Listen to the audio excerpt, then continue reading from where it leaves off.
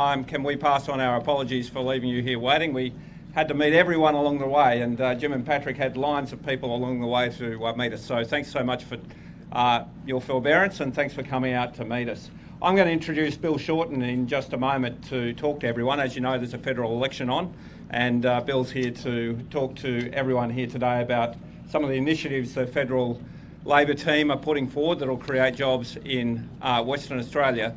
But first up, can I acknowledge all the work that the CivMec team do in Western Australia, and thank you all for everything that you do and the quality of the work that you perform, and acknowledge what a great team it is that is here at this company and the excellent work you do. Just to mention a couple of quick things. Firstly, the work you did at the stadium was first rate, and I saw it during construction, and some of the stuff you did was just unbelievably good. But I particularly want to acknowledge the bridge. We had, when we came to office, huge trouble with the Matagara Bridge. It was a couple of pieces of steel lying in a factory workshop somewhere in Malaysia. The last government had struggled with it for years, and we said, stop all that. We're bringing it back to Western Australia, and we gave the contract to CivMec to do it.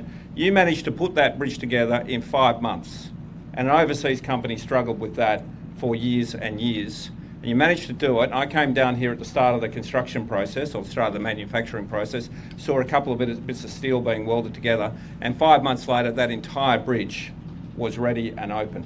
It was an extraordinary achievement, and I want to thank you for what you did, because I know you worked around the clock. I know there was shifts at all hours of the day. You did it affordably, efficiently and quickly. I must say what it showed to me was that when West Australians put their minds to doing something, and when we put our minds to manufacturing and making something, we are as good as anywhere in the entire world. And that's a credit to the workforce here in our state. On top of that, of course, CivMec's got the project for the new patrol boats, and I'm so looking forward to seeing those under construction with the new facilities you have here to do it. It is a terrific thing that CivMec's done in conjunction with Lursen, and it shows once again that Western Australia can produce world-class manufacturing, world-class ships, and I look forward to CivMec growing from strength to strength, and the people here working in that area.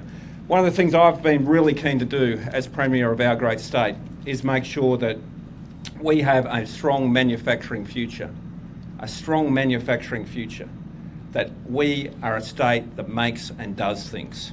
So that's why we've put in place the local jobs bill, make sure we have more work for West Australians out of the $28 billion of contracts the government issues each and every year. That's why we're putting in place the Skilled Jobs Act to make sure we get more work for locals out of the mining industry. That's why we're putting in place more than 50% of the manufacturing of the new rail carriages for our Metronet program are going to be here in Western Australia. Up until now, it's been 2%. 2% of rail carriages manufactured in Western Australia. From this point forward, it'll be 50%, which will create jobs for our citizens. That's why we put in place all sorts of initiatives to get more apprenticeships in place, because I want to see young men and women from Rockingham and Kwinana and Fremantle and all over Perth and Western Australia have those opportunities for apprenticeships for jobs here in Western Australia. And that's what I think West Australians want to see. Now today, I'm introducing Bill Shorten. Bill Shorten has been someone who has fought for Australian industry for his entire working life. And he's someone who's devoted his entire working life to making sure that Australians have good jobs, well-paid jobs, and that we have Australian apprenticeships and Australian industry successful in this country. And I want to thank him for that contribution over the last 30 years that he's put into this country. But he's come to Western Australia and he's announcing a whole range of things. But whilst he was here, for those of you who follow the election campaign, you might have seen there was a debate last night. I want to say to Bill, I thought he won hands down. And he set out a vision for Australia. And I want to thank him for setting out that vision and doing the hard policy work that's required in order to ensure that our economy works for Australians and West Australians. So with no further ado, can I now introduce to everyone here today, Bill Shorten, next Prime Minister of Australia. Good afternoon, everybody, and I want to thank CivMec for inviting me to come and see just how good we can be at construction and manufacturing when this country decides it wants to be good. I love that shed behind you. Apparently it is amongst the tallest fabrication sheds in the world. Its door will be practically as big as the door that NASA uses to house its shuttle that goes into space. You fabricate 50,000 tonnes of steel here. You employ thousands of people. You employ apprentices. This is a success story. And what you and your families deserve, and Western Australians and Australians everywhere deserve, is you deserve a government as worthy as the people. I am familiar with shipyards. My father was a seafarer and he was a tradesman. He worked on the Melbourne docks in ship repair where they would lift ships out of the water. But in the late 1980s, he lost his job because people weren't investing in ship repair facilities in Melbourne, commercial ship repair facilities. He lost his job. And I don't want to see another generation of Australians sold down the river because politicians do not understand the value of what you do. You're very lucky having Mark McGowan as Premier. He is a complete patriot about Western Australia and jobs in Western Australia. And what I wanted to do today, other than briefly introduce myself to you, is tell you that if you vote Labor on May the 18th, we have got policies which will secure your job future. When all is said and done, you can overcomplicate politics. Politics is about your health and your family. It's making sure you have a job. But I don't want us to be a country that digs up minerals, ships it overseas, and we buy it back at 30 and 40 times the price, made and processed by someone else. So I think we need to have our own shipbuilding industry in Australia. That involves a commitment to build naval ships, to build submarines in Australia. That is Labor's commitment. But it also involves training apprentices for the future. In the last 6 years, under the current Liberals, the number of people doing apprenticeships and training has fallen from 420,000 to 270,000. We're going in the wrong direction. We should be training more people in the traditional trades and the non-traditional trades. So we have policies that wherever there is a Commonwealth dollar in a project, the company must employ apprentices. We've also got policies to invest in TAFE so that our young people and mature age workers retraining are learning in the best facilities. We're going to stop the privatisation of TAFE, and we want apprenticeships to become something that is real, a career for people to go into. We are also committed to making sure that we have a lot more local content. There's no point in ordering warships if all we do is build them in Spain or other countries. We should be doing it right here. We've also committed to making sure that when we have the jobs, that they're good jobs. This election, which you will get to cast a vote on in the next 2.5 weeks, is a referendum about the cost of living, and it's a referendum about wages. A big problem in Australia is that everything is going up except people's wages. You will have family members who work elsewhere haven't had a wage rise in a while. Labor's got policies to protect people's penalty rates, to make sure that labour hire and casuals get a fair go. We want to make sure that we get wages moving in a modest but meaningful way.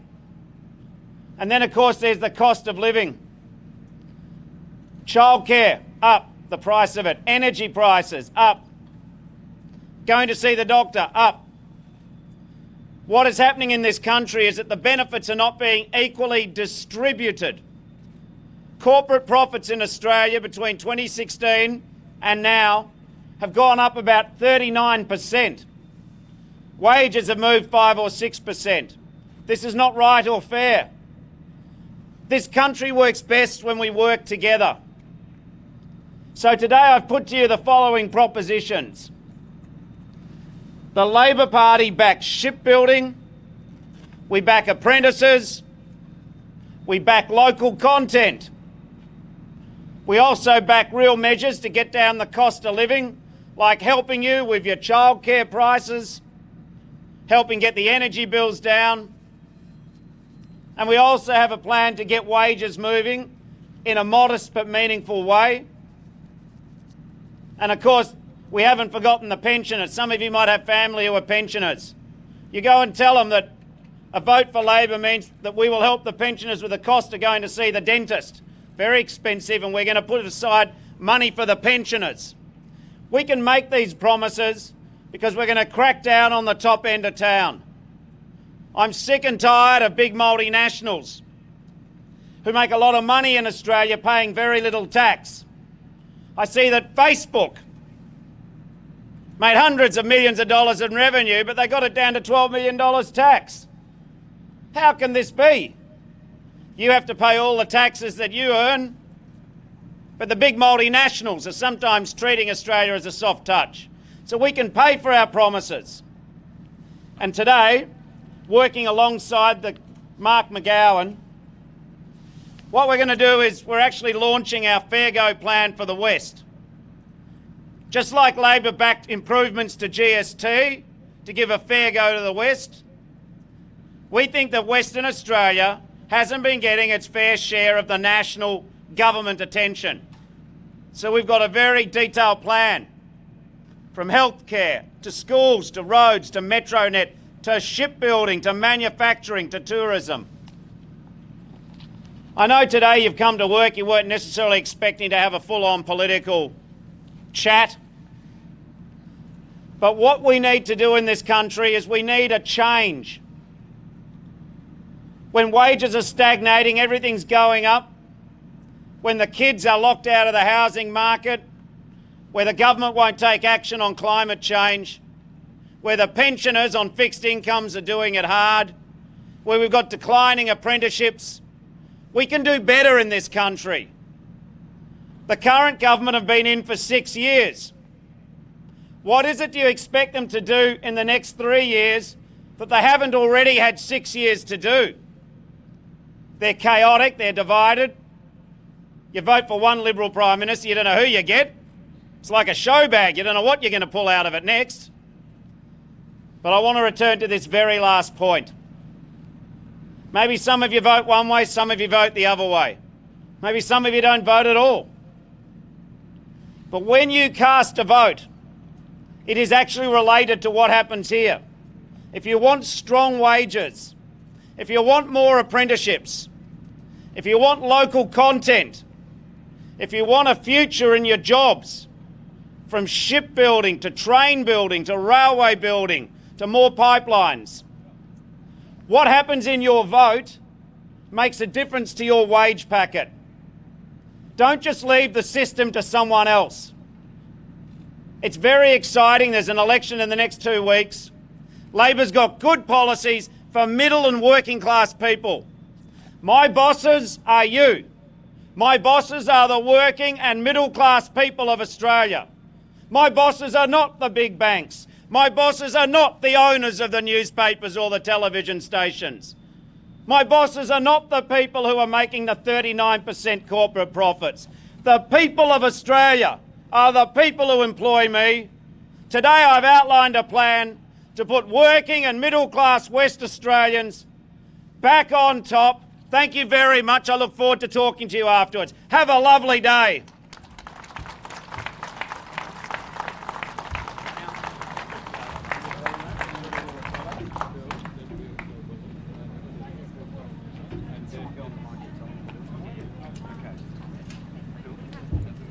Guys, we're going to do a photograph now. Okay, so we just kind of, and then afterwards, guys, we'll have a bit of a talk round. Okay.